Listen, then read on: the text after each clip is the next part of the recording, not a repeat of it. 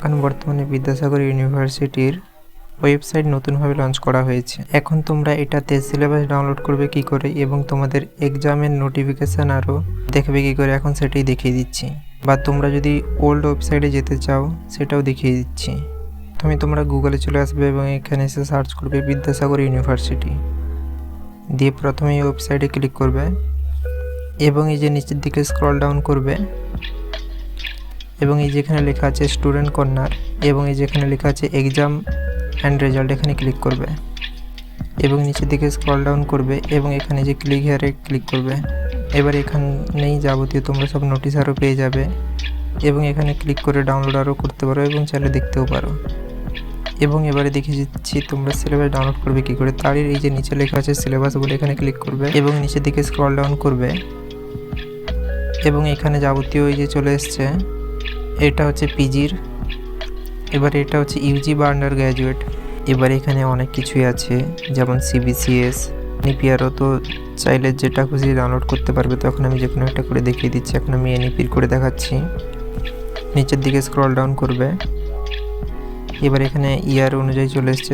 চলো আমি ফার্স্ট ইয়ারটা করে দেখিয়ে দিচ্ছি।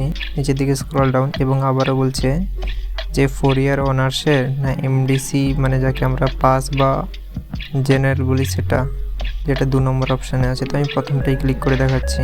নিচের দিকে স্ক্রল ডাউন এবং আবারও স্ট্রিম বেরিয়ে গেছে, আমি আর্টস ক্লিক করে নিচ্ছি।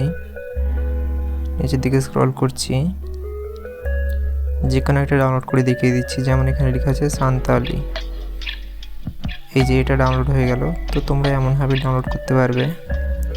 এখনও তোমাদের ফোনে যদি ডাউনলোড না হয়ে থাকে 3 ডটে ক্লিক করবে, ওপেন ইন ক্রমে ক্লিক করবে, আবারও 3 ডটে ক্লিক করবে, প্রিন্টে ক্লিক করবে, পিডিএফে ক্লিক করবে,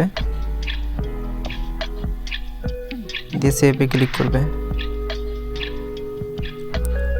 এবারে হয়ে যাবে। এবারে আমি দেখিয়ে দিচ্ছি তোমরা ওল্ড ওয়েবসাইটে কি করে যাবে। এই যে এখানে ওয়েবসাইটে লেখা আছে ওল্ড ওয়েবসাইট বলে, এখানে ক্লিক করবে। এই যে এবারে চলে এসছে বিদ্যাসাগরের ওল্ড ওয়েবসাইট, যেটা আগে ইউজ করা হতো। দেখুন, আপনারা যে ছোট ছোট ভিডিও দেখে থাকেন, এগুলো বানাতে অনেকটা করে সময় যায়।